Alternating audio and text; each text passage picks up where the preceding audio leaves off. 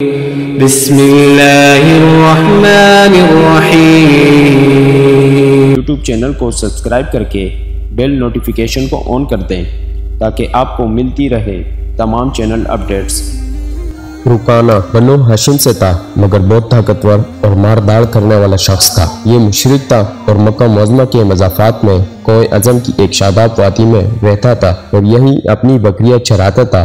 اس کے روب و جلال اور دبدبے کا یہ علم تھا کہ اس کی وادی میں کسی کو دم مارنے کی ہمت نہ ہوتی تھی۔ یہ شخص بھی رسول اقدس صلی اللہ علیہ وسلم سے بہت عناد رکھتا تھا۔ ایک مرتبہ حضور سرور کائنات صلی اللہ علیہ وسلم تنہا اس وادی میں تشریف لے گئے تو رکانہ وہاں سے آ نکلا اور حضور صلی اللہ علیہ وسلم سے کہنے لگا، اے محمد، آپ ہی وہ شخص ہیں جو ہمارے خداؤں کو گالیاں دیتے ہیں۔ حضور صلی اللہ علیہ وسلم نے اسے دعوت اسلام دی تو اس نے آگے سے کشتی لڑنے کا چیلنج دے دیا اور جیت کی صورت میں رسول صلی اللہ علیہ وسلم کو 10 بکریاں بطور انعام دینے کی بھی پیشکش کی۔ حضور صلی اللہ علیہ وسلم نے چیلنج قبول فرما لیا اور اسے پہلے ہی وار میں زمین پر پٹخ دیا۔ رکانہ کو یقین نہیں آتا تھا، اس نے اس جیت کو محض اتفاق سمجھا، پھر کشتی کا چیلنج دیا تو حضور صلی اللہ علیہ وسلم نے اسے پھر پچاڑ دیا۔ پھر وہ سراپا حیرت انگیز بن گیا۔ اس نے تیسری بار چیلنج کیا تو حضور صلی اللہ علیہ وسلم نے